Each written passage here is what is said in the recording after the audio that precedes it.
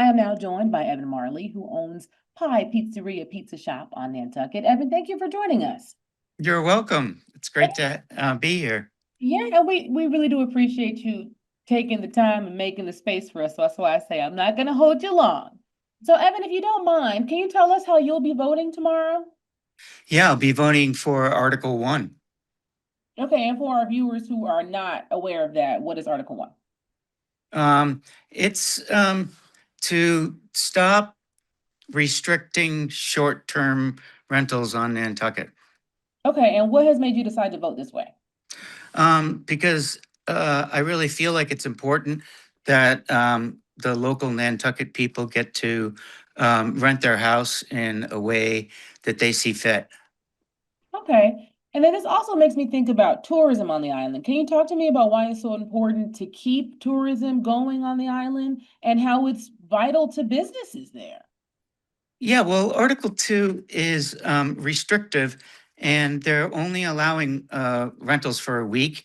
And there's a lot, especially in the shoulder season, there's a lot of weekend rentals or long weekend rentals, and they generate a lot of income for the local island businesses, including myself. And I just think it's going to hurt the economy on Nantucket if we're not able to rent for shorter periods than a month or more than the 45 days, which Article 2 also suggests that we adopt. And this also makes me think about COVID a little bit. How many businesses shut down during that period? And do you think that the measure could kind of be akin to that? I don't know the number off the top of my head, but several have closed down because of COVID, and they couldn't make it through. And I think we're really struggling to bounce back on the other side of it. And any restrictions would hinder the ability for islanders to operate their businesses in a successful way, if not just break even. And we owe it to our employees that work for us also.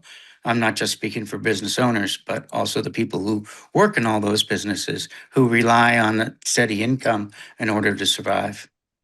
Now, why do you think some people don't want tourism on the island? I believe it's the super wealthy who are, say, they don't want rentals in their backyard. And that's kind of what the gist of it is, as far as I'm concerned.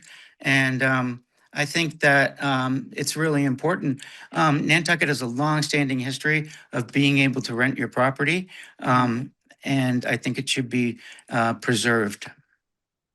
Now, how do you think the vote will go ultimately? I know there's no way to know, but what would your prediction be? Well, it's going to be a tough one to pass, either Article 1 or Article 2, as it requires a two-thirds margin. But I know there's a lot of momentum among the local people, and those are the people who get to vote on Nantucket to support Article 1. And I'm really hoping that Article 1 will carry the day, and I'll be there to support it.